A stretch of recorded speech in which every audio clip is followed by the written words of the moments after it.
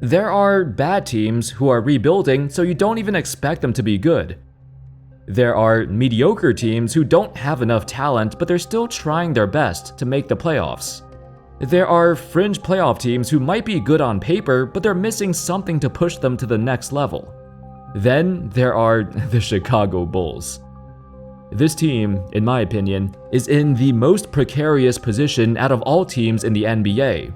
They've severely underperformed over the last several years, and of course, not all of it is their fault.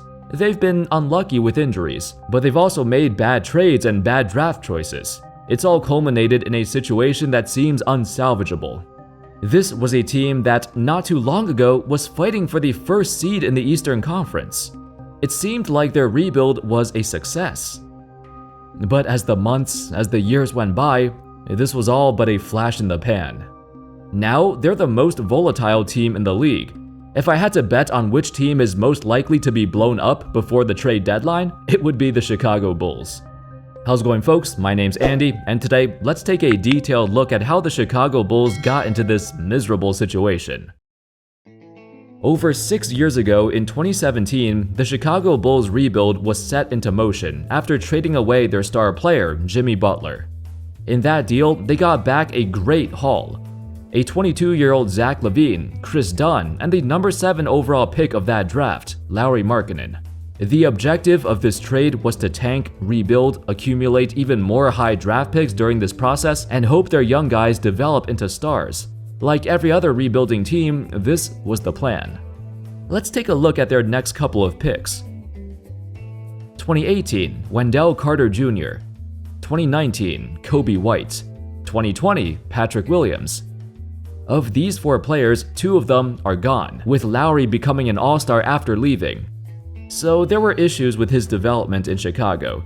Jim Boylen was a very unpopular coach, to say the least. He stunted the development of multiple young guys. Markkanen talked about having fewer and fewer touches as the years went by, and that really hurt his confidence. Granted, he wasn't very good either, because some players take a while to develop. The Bulls did not know if they should commit to him, but perhaps they were also impatient and wanted to rush this rebuild for no good reason. This led to another horrific trade, and I'd say the defining trade that screwed up the entire rebuilding process. They made a move to win more games immediately, trading away Wendell Carter Jr. and 2 future first-round picks for Nikola Vucevic. Those 2 future first-round picks turned out to be the number 8 pick in 2021, Franz Wagner, and the number 11 pick in 2023, Jet Howard. Wagner has become a borderline all-star, and Carter has improved a lot in Orlando.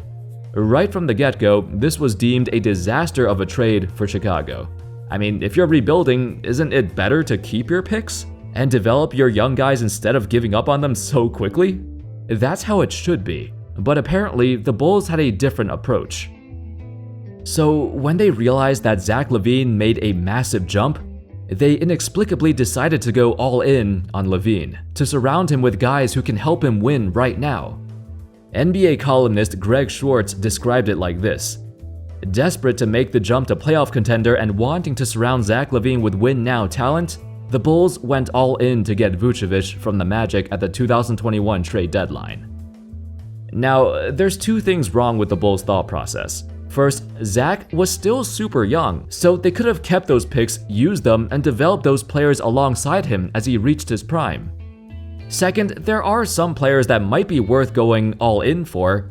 Nikola Vucevic is not one of those players. You don't blow up your future for Nikola Vucevic. When DeMar DeRozan joined this team in the summer of 2021, him and Zach LaVine were, in fact, the highest scoring duo in the entire league, averaging a combined 52.3 points per game. Since then, they've always been one of the best scoring duos in the league, 2 dynamic, versatile wing scorers who surprisingly play quite well together, despite the doubters saying they can't. It's the rest of the team that's problematic. They're both very talented. Zach LaVine is freaking amazing, honestly. He's a top 5 shooting guard in the league, putting up numbers comparable to Devin Booker with even better efficiency. However, his recognition suffered since the Bulls are kind of irrelevant. I like to compare LaVine to Booker because their careers are parallels of each other. They're both high-volume, efficient shooting guards who did not win anything for a while. And while Booker eventually got much better teammates and started winning more games, making deep playoff runs, his reputation improved. It wasn't the same for LaVine, who has yet to experience success. Remember that stretch early in the 2021-22 season, when the Bulls were the #1 seed in the league with DeRozan popping off? It truly looked like they were contenders for a while, or at least they could make some noise in the playoffs. But they got throttled. Neither of those happened. During that season, Lonzo Ball sustained a season-ending injury. Initially, it wasn't seen as a huge deal, but Lonzo was having a career season. He was a true playmaker who really controlled the pace of the offense, and most importantly, he anchored their perimeter defense. To give you an idea of how big his impact was, when he was on the floor, the Bulls had a defensive rating of 109.2. That was good for around 5th in the entire NBA among all teams. But when Lonzo was off the floor, it dropped to 116.5. That would be dead last in the entire NBA. That's ludicrous. Lonzo's presence would turn the team from the worst defense to a top 5 defense. Sadly, since that knee injury, he's had multiple setbacks, and 2 years later, he has yet to recover. Once again, he's out for the entire season, and it's unlikely he'll ever play another NBA game. This was just horrible. Ridiculously bad luck for the Bulls franchise, who looked like they finally had some sense of competency. I'd say his loss was the most important factor for them being where they are now, a team that's struggling to find an identity, with some guys who are incredibly talented scorers, but there are so many gaps to fill. Not to mention, both DeRozan and Ball's contracts are about to expire. Lonzo has a player option, but DeRozan is about to expire, and you know cases like this. A star player is expiring, and their team is struggling, so what do? You trade him. There's gonna be a lot of suitors for him too, because he's still a fantastic player. The Bulls also happen to be one of the oldest teams in the NBA, this season with an average age of 28.7, almost the same as the Lakers or Suns. So they're not a young team. Their 2 young high lottery picks, Coby White and Patrick Williams, have not panned out the way they hoped.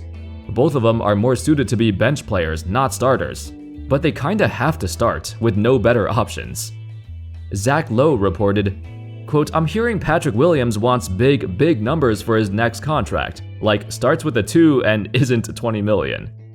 I assume Pat wants a $200 million contract? For his production? That's delusional." They're waiting to see what happens by the deadline. If they're in the playoff mix, they might try to make a push for it.